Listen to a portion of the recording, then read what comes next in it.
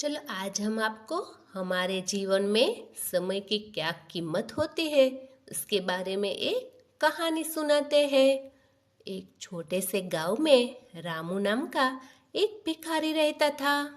वह हर दिनों लोगों के घरों और दुकानों के सामने बैठकर भीख मांगता था।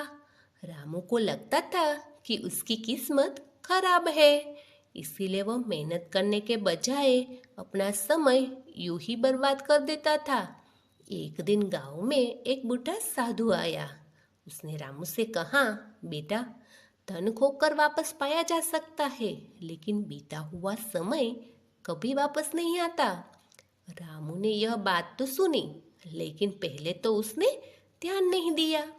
कुछ दिनों बाद उसने देखा कि गांव के लोग सुबह से शाम तक मेहनत करते हैं और धीरे धीरे आगे बढ़ते जाते हैं। तब रामू ने निश्चित किया कि वह अब अपना समय व्यर्थ नहीं करेगा।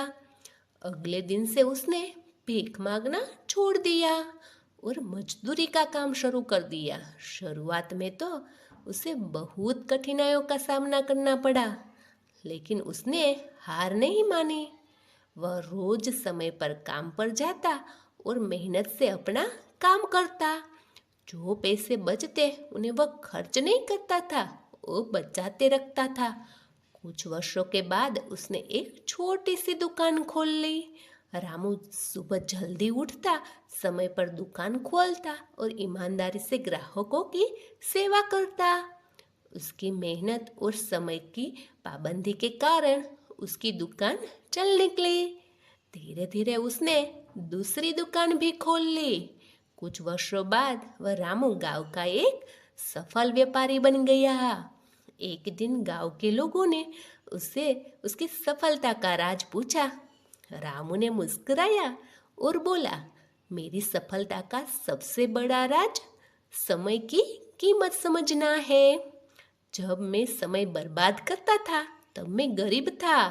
जब मैंने हर मिनट का सही उपयोग करना शुरू किया तब अब मेरी जिंदगी बदल गई। यहाँ से हमें क्या सीख मिलती है? समय दुनिया की सबसे कीमती संपत्ति है। व्यक्ति समय का सम्मान करता है, सफलता उसके कदम चूमती है।